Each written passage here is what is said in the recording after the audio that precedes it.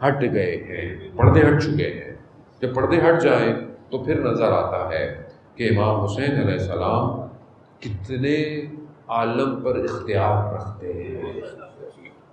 یہ آسان تھوڑی ہے. پوری دنیا، آپ سوچیں کہ پوری دنیا میں کہیں نہ کہیں کوئی نہ کوئی شخص ہے جو اس چاند کے نکلتے حسین پر گریا کر رہا ہے.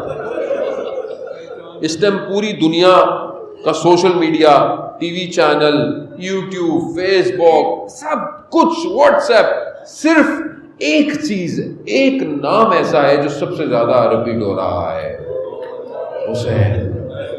حسین. اور یہ کیا ہے؟ یہ حضرت سیدہ کی دعا ہے. یہ حضرت سیدہ سلام اللہ علیہ نے کیا کہا تھا؟ واقعہ آپ کے سامنے ہے، وقت نہیں کہ میں اس میں اتنا نہیں. کیا کہا تھا؟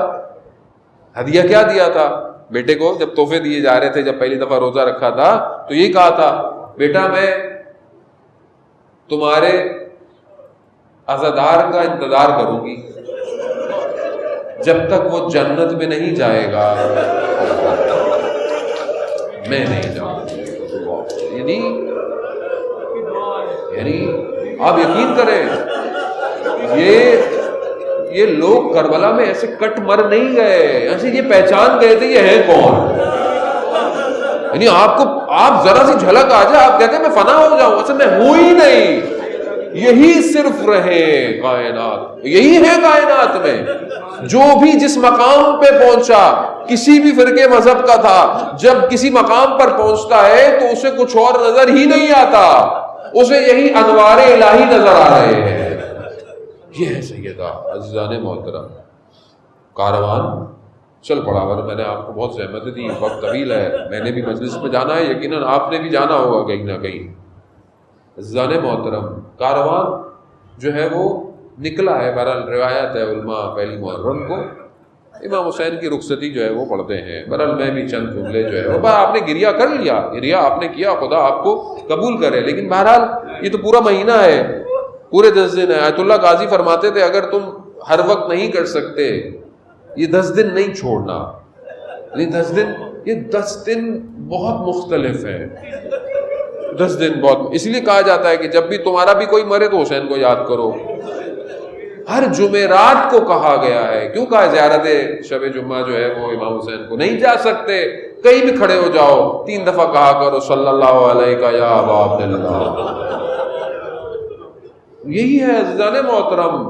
یہ اس کو ہم لفظوں میں نہیں ڈھال سکتے.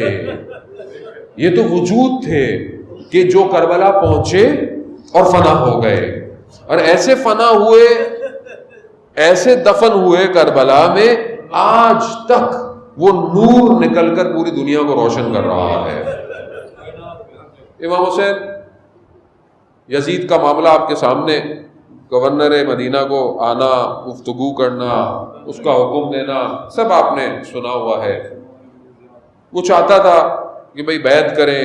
امام نے بیعت نہیں کی. امام نے کہا نہیں ہے. کہا پھر یہی ہے کہ یا تو ان کو سر ان کا تن سے جدا کر دیا جائے، لیکن امام کی ہیبت میں نہیں کر پائے، بنی ہاشم کی ہیبت میں، یا یوں کہوں کمر بنی ہاشم کی ہیبت میں نہیں کر پائے. امام نے بہرحال کہا کہ ترک کرنا ہے. امام ان آخری دنوں میں دن میں کئی دفعہ اپنے نانا کے روزے پہ جاتے ہیں. سخت ہے، یعنی سخت ہے.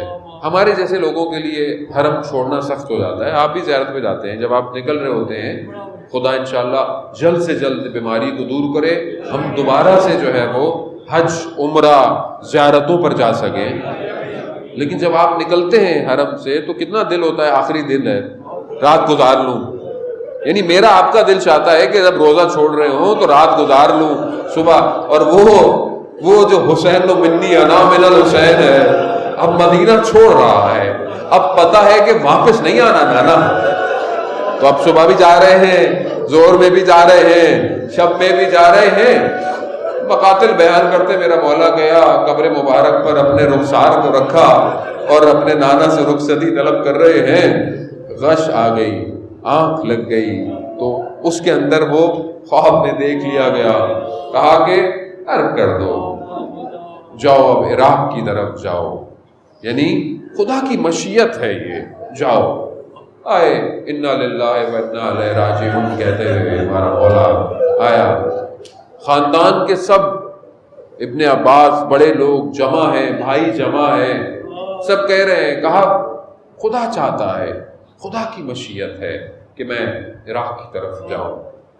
جب سب نے دیکھ لیا کہ اب امام حسین جو ہے وہ اس فیصلے سے پیچھے نہیں ہے، تو پوچھنے والا نے یہی پوچھا، کہا بھائی اگر آپ نے ارادہ کر لیا ہے تو پھر آپ ان خواتین کو کیوں لے کے جا رہے ہیں؟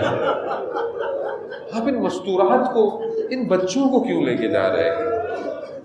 کہا کیا؟ کہا یہ بھی مشیت الہی ہے، خدا کی مشیت ہے کہ امام حسین یہ اقدام کرے، یہ بھی خدا کی مشیت، یہ بھی خدا کا ارادہ، خدا چاہتا ہے کہ یہ اسلام کی راہ میں اسیر بنائے جائیں، خدا چاہتا ہے۔ عزیزان محترم یہ آسان نہیں ہے، خدا ان اسیروں کے صدقے میں سارے اسیروں کو بازیاب فرمائے۔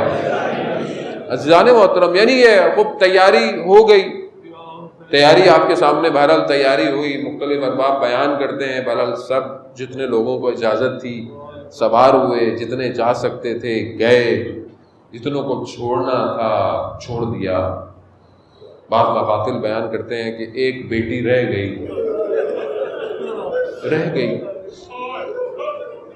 اب آپ صرف تصور کریں، بہرحال کیونکہ بہت ساری چیزیں جو ہیں وہ محسوس کرنے کی ہوتی ہیں، آپ خود تصور کریں کہ ایک بیٹی، وہ ساتھ بھی بیٹیاں ساتھ بھی گئیں۔ ہم اکثر پڑھتے ہیں کہ روز عاشورہ جب رخصت طلب کیا تو ایک بیٹی سے جو رخصتی تھی کتنی سخت ہو گئی تھی، سخت تھی۔ اب آپ محسوس کر رہے ہیں کہ یہاں بھی رخصتی ہو رہی ہے اور سب جا رہے ہیں، تو یہاں کتنی سخت ہوگی، یہاں کتنی سخت ہوگی، اور سب جا رہے ہیں، چھوٹا بھائی بھی جا رہا ہے، بڑا بھائی بھی جا رہا ہے، بہنیں بھی جا رہی ہیں، پھوپھی بھی جا رہی ہیں، چچا بھی جا رہے ہیں۔ یعنی یہاں پر ہم بیان نہیں کر سکتے ان حالات کو اور ان واقعات کو، یہ تو اہل بیت کے غم تھے جو انہوں نے برداشت کیے۔ اب یہاں کیا شان و شوقت ہے، یہاں پہ کیا شان و شوقت ہے کہ یہاں پر اب بی بی زینب سلام اللہ علیہ کو سوار کرایا جا رہا ہے۔ کون؟ رات کا وقت ہے، کوئی دیکھے نہیں، کیوں؟ کیونکہ بہرحال اہل حرم ہے، سعادات ہے، پردہ حجاب، رات میں سوار کرایا گیا، وہ بھی محملوں پر سوار کرایا ہے۔ کون سوار کرا رہا ہے؟ علی اکبر کروا رہے ہوں گے، حضرت عباس کروا رہے ہوں گے۔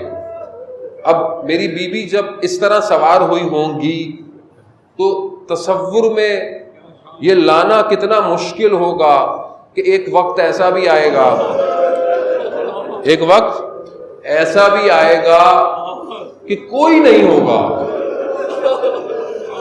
کوئی نہیں ہوگا۔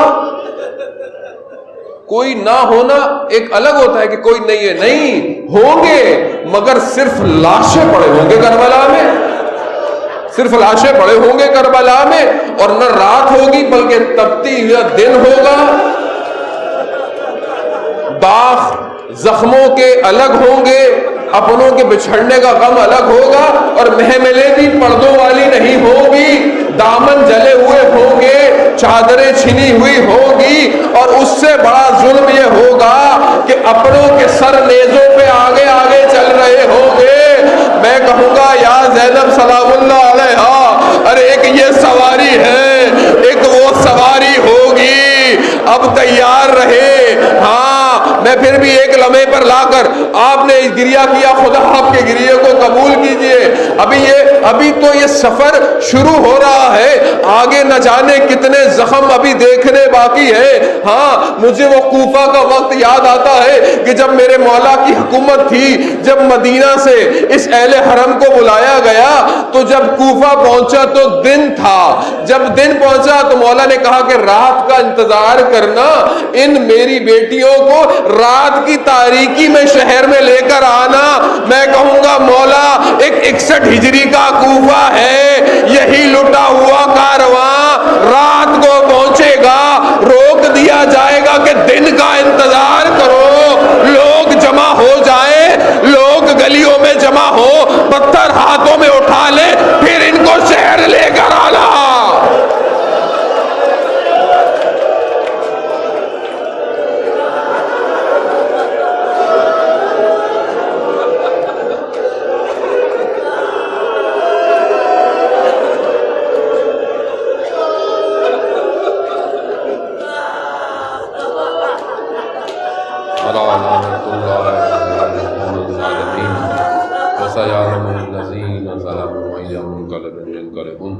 پروردگار ہمیں زمانہ کے ظہور میں تاجیل عطا فرما، ہمیں ان کے ناصروں، ان کے مددگاروں میں شمار فرما۔